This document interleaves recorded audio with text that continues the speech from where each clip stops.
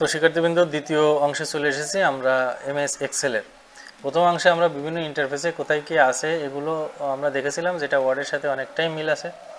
আমরা এখন দেখব আরেকটু অ্যাডভান্স জিনিস, যোগ বিয়োগ এগুলো বা একটু ফরম্যাটিং টাইপের এগুলো। আমরা মোট দুটো তিনটে ভিডিও শেষ করে দেব।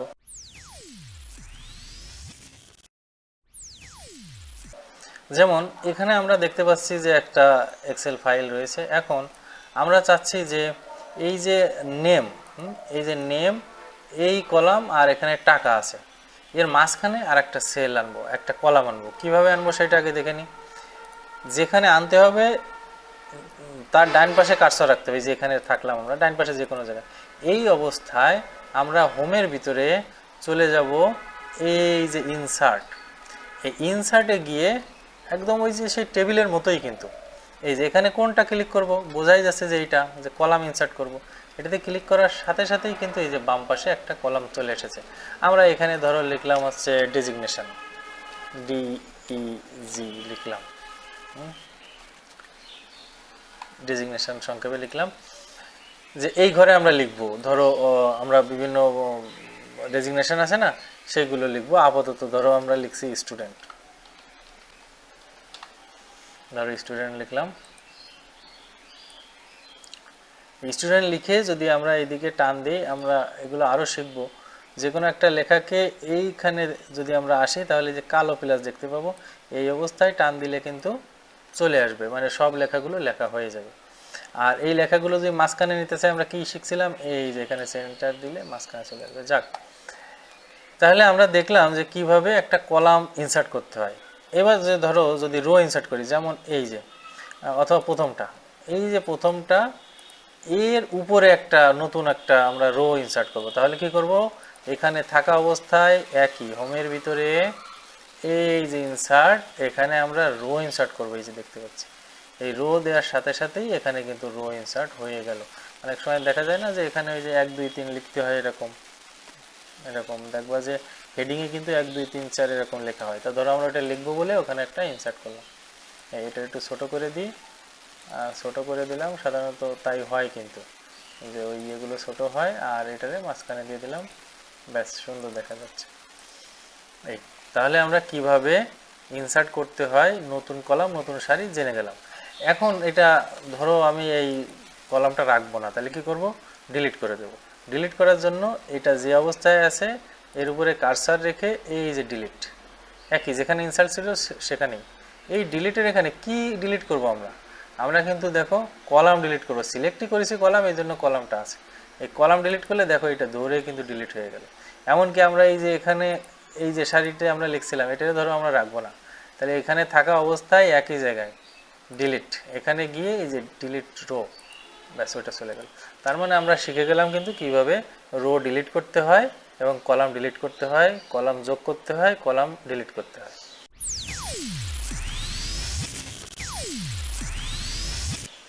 এখন আমরা একটু যোগ বিয়োগে চলে যাই। কেমন, যেমন প্রথমে একেবারে যোগ বিয়োগ দিয়ে শুরু করি, তারপরে আরও কিছু, এটা অল্প অল্প করে আমরা দেখাচ্ছি। দেখো, যেমন এখানে মোট কত টাকা আছে, এখানে এই যে 9 জন স্টুডেন্ট আছে, তাদের কাছে মোট কয় টাকা আছে, আমি এখানে টাকা রেখেছি, আরও কিছু দিয়ে দেখানো যায়। তা মোট কত টাকা আছে, সাধারণত টাকাটা আমরা নিচেই লিখি, তাই না, এই যে নিচে। তাহলে এখানে লিখলাম টোটাল, টোটাল সমান সমান দিলাম। এবং দেখো এই টোটাল লেখাটা এখানে না দিয়ে একটু ডানে দিলে ভালো হয়। কি করতে হবে, এই যে অ্যালাইনমেন্ট, আমরা এগুলো সবাই জানি কিন্তু অ্যালাইনমেন্টের বিষয়টা। আর এইখানে টোটালটা আসবে, এই টোটালটা আসার জন্য একটা ফর্মুলা লাগবে। সেই ফর্মুলাটা হচ্ছে হোমের ভিতরে এই দেখো অটো সাম লেখা। আমরা এখানে অটো সামে যদি ক্লিক করি, তাহলে দেখো অটোমেটিক এইটুকু সিলেক্ট হয়ে গিয়েছে। এখন যদি আমরা ইন্টার দিই, তাহলে কিন্তু এটা অটো সাম মোট কয় টাকা তা দেখাচ্ছে, 401 টাকা। এখন আমরা ধরো চাচ্ছি যে না, আমি এখানে যোগ করব না, আমি যোগ করব এরকম ফাঁকা একটা জায়গায়, এখানে এখানে ধরো টোটাল লিখলাম, সমান সমান দিলাম, যোগ ফলটা আসবে এইখানে, কোনো সমস্যা নেই। এইখানে থাকা অবস্থায়ও আমরা অটো সামে ক্লিক করব। ক্লিক করলে ও যেদিক দিয়ে দেখাক না কেন, আমরা সিলেক্ট করে দেবো হচ্ছে ঠিক এই অবস্থায়, এখান থেকে শুরু করে এইটুকু। ইন্টার দিলাম, এই দেখো অটো সাম এখানেও কিন্তু যোগফল দেখাচ্ছে।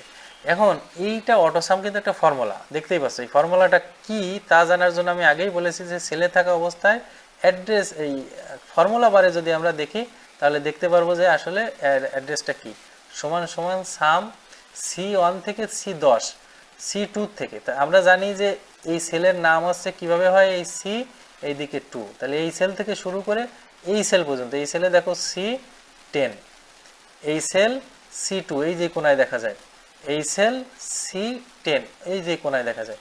তার মানে হলো যে এই C2 থেকে C10 পর্যন্ত ফর্মুলাটা কি, এখানে ক্লিক করলে আমরা দেখতে পাচ্ছি ফর্মুলাটা হচ্ছে এরকম লেখা। তার মানে আমরা এখানে দেখতে পেলাম যে আমরা এইভাবে যে সিলেক্ট করে দিয়েছি, এটা না করে আমরা যদি এখানে আমরা সরাসরি লিখি ওই জিনিসটা, তাহলেও কিন্তু হবে। কীরকম, সমান সমান SUM সাম, তারপরে ব্র্যাকেট শুরু করব, তারপরে এই সেলটার নাম কি এটা জানতে হবে, C2, তাহলে এখানে C2 লিখে দেব, তাতেও কিন্তু হবে।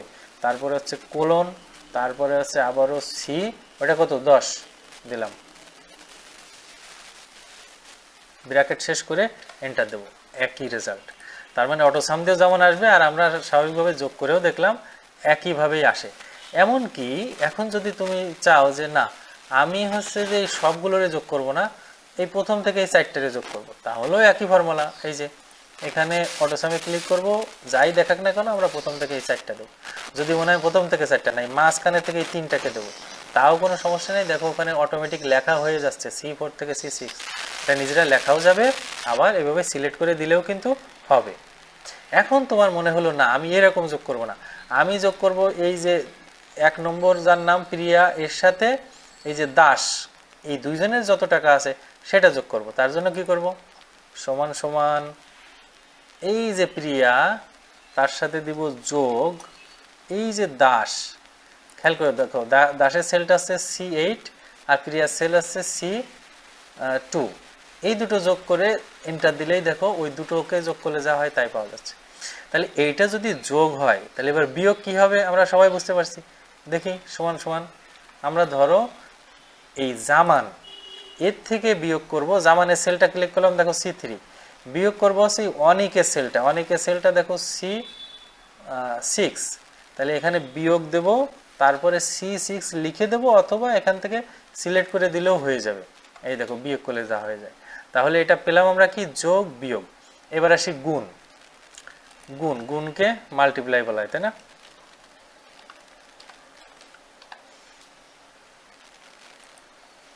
মাল্টিপ্লাই, আর ভাগ ডিভাইড না। আচ্ছা, এই মাল্টিপ্লাই যখন হবে তখন কি করতে হবে, গুণ, তাই না। কিভাবে, ধরে নাও যে এই সমান সমান দিলাম এই সেলটা রানী যেটা 24 গুণ, এখন কিবোর্ডে দেখবা গুণ খুঁজে পাবে না, এখানে গুণ মানে হচ্ছে স্টার, স্টার যেখানে খুঁজে পাবা, যেমন আমার এই 8-এর এখানে আছে স্টার, এই যে দেখো এইটা দিলাম, তার সাথে গুণ করব কোনটা বলেছিলাম আমরা, ধরে নাও এই যে দাস, এটা গুণ করব, তাহলে এটা দিলাম, তাহলে এই দুটো গুণ করলে যে রেজাল্ট হয় তাই এখানে দেখাই দেবে। কিন্তু বোঝা গেছে, গুণ। আর ভাগ, ভাগটা সমান সমান কি, সমান সমান ধরো এই জামান, জামান না হোসেন, এই হোসেনের এই সেলে যে টাকা থাকবে 40 টাকা, তাকে ভাগ করো, ভাগ চিহ্ন কোথায় আছে, ভাগ মানে হচ্ছে অবলিক মতো দেখা যায় যেটা, এর স্ল্যাশ এই যে শিফটের আগে আছে, অথবা এই যে কিবোর্ডের ডান পাশে সংখ্যার ওখানে আছে, এইটা দিলাম, দিয়ে আমরা ধরো এইটা দিলাম এই যে দাস, হ্যাঁ, বা অনেক, এটাও দিতে পারি, তাহলে ভালো রেজাল্ট আসবে। অনেকের এই সেলটা দিলাম, এই ভাগে ক্লিক করো, দেখো ভাগ করলে হয় হচ্ছে 4। মজার ব্যাপার না।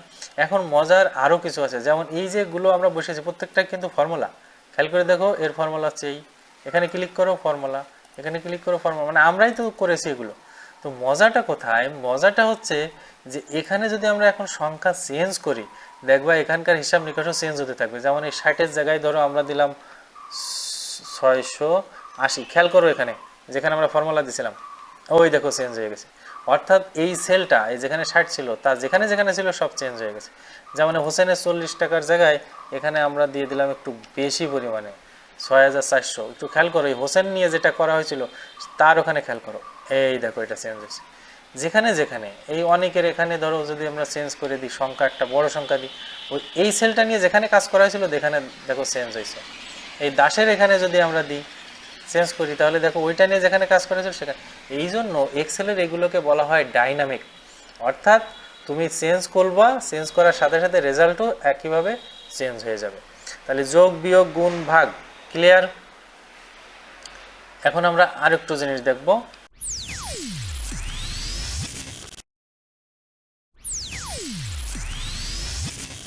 এই অংশ ভিডিওর এই অংশে আরেকটু জিনিস দেখবো। যেমন এখানে যে সংখ্যা আছে এই সংখ্যার মতো তো 1000 সংখ্যা থাকতে পারে, কিন্তু আমাদের বের করতে হবে এর ভিতরে সবচেয়ে বড় সংখ্যা কোনটা। ওই যে বললাম যে ম্যাক্সিমাম সবচেয়ে বড়, তাহলে লিখবো ম্যাক্সিমাম, ম্যাক্সিমাম। তারপরে শিখবো হচ্ছে মিনিমাম, এটাও লিখে যাই। তাহলে ধরে নাও আমরা ম্যাক্সিমামটা আগে বের করব। ম্যাক্সিমাম মানে এই সংখ্যাগুলোর ভিতরে সবচেয়ে বড় সংখ্যা কোনটা, এটা ফর্মুলা ব্যবহার করতে হবে, সমান সমান ম্যাক্সিমাম। তাহলে এম এ এক্স দেওয়ার সাথেই দেখো এম এ এক্স চলে আসছে। যেই ক্লিক করবো এটাতে ডাবল ক্লিক, তখনই কিন্তু এখানে দেখাচ্ছে যে এখন কি করতে হবে। এখন এখানে দেখাচ্ছে নাম্বার 1 2, মানে এখানে কতগুলো নাম্বারের ভিতরে সে ম্যাক্সিমাম খুঁজে বার করবে সেগুলো সিলেক্ট করতে হবে। তাহলে এখানে আমরা সিলেক্ট করব এই পুরোটা দিয়ে, নিশ্চয়ই একটা ব্র্যাকেট লাগবে, যেহেতু একটা ব্র্যাকেট দিয়ে শুরু হয়েছে, ব্র্যাকেট দিলাম, এন্টার। দেখো এই সংখ্যাটা এখানে সবচাইতে বড়। এখন ধরো এই সংখ্যাটা আমি যদি কমাই দিই, মানে 64 রাখবো না, তখন দেখবা সংখ্যাটা ম্যাক্সিমাম কোনটা হয়ে দাঁড়ায়। এখানে তাকায় থাকো, আমরা বাইরে একটু ক্লিক করি বা অ্যারো চাপি নিচের দিকে, এই দেখো চেঞ্জ হয়ে এখন সংখ্যা বড় হয়েছে এইটা, বুঝলে না? এইটারে যদি আমরা এখন এখানে 22 লিখে দিলাম, তাহলে এখন সংখ্যা বড় কোনটা, এই দেখো এটা, এই যে এটা। তার মানে ইন্টারেস্টিং না, যে অনেক বড় সংখ্যা খুঁজে বের করবো 1000 1 লক্ষ 1 কোটি সংখ্যার থেকে, তখন এই ফর্মুলা ব্যবহার করবো। এবার মিনিমামে আসি, মিনিমামের ক্ষেত্রে একই রকম, সমান সমান মিনি লেখো, MIN লিখলেই চলে আসবে। দেখো MIN ডাবল ক্লিক করলাম, আমরা এইটুকুর ভিতরে দেখবো যে মিনিমাম কোনটা, ব্র্যাকেট শেষ করলাম, এন্টার। দেখো সবচেয়ে ছোটটা হচ্ছে 22, এই যে, ঠিক আছে। এবারে এভারেজ, এভারেজ মানে কি গড়। তাহলে কি করব, সমান সমান দেব AVERA এভারেজ। এভারেজে ক্লিক করলাম, করে কতটুকুর ভিতরে এভারেজ দেব, এই সংখ্যাগুলো সবগুলো সিলেক্ট করে এটা দিলাম, এন্টার। এই দেখো এভারেজ চলে আসে। তাহলে এভারেজও পেয়ে গেলাম আমরা। এখানে এই যে পয়েন্টের পরে অনেকগুলো আছে, তাই না, এটা সংক্ষেপ করা যায় কিভাবে আমরা শিখেছি, কিন্তু সেটা হচ্ছে এই যে নাম্বারের এখানে জেনারেল আছে, এর পরিবর্তে আমরা দিয়ে দেবো নাম্বার। সিলেক্ট করা মাত্রই কিন্তু এই যে মাত্র 2 ডিজিট চলে আসছে। এমনকি 2 ডিজিটও আমরা কিভাবে কমাইতে পারি, এই যে এখানে ক্লিক করলে দেখো 2 ডিজিট কমে একেবারে সিঙ্গেলে চলে এলো। আমার মনে হয় এখানে আমরা তাহলে শিখলাম হচ্ছে কয়েকটা ফরম্যাটিং, আর হচ্ছে যোগ বিয়োগ গুণ ভাগ, ম্যাক্সিমাম মিনিমাম এভারেজ। তো এই ভিডিওতে এইটুকুই থাক, আমরা পরের ভিডিওতে আর একটু আলোচনা করি।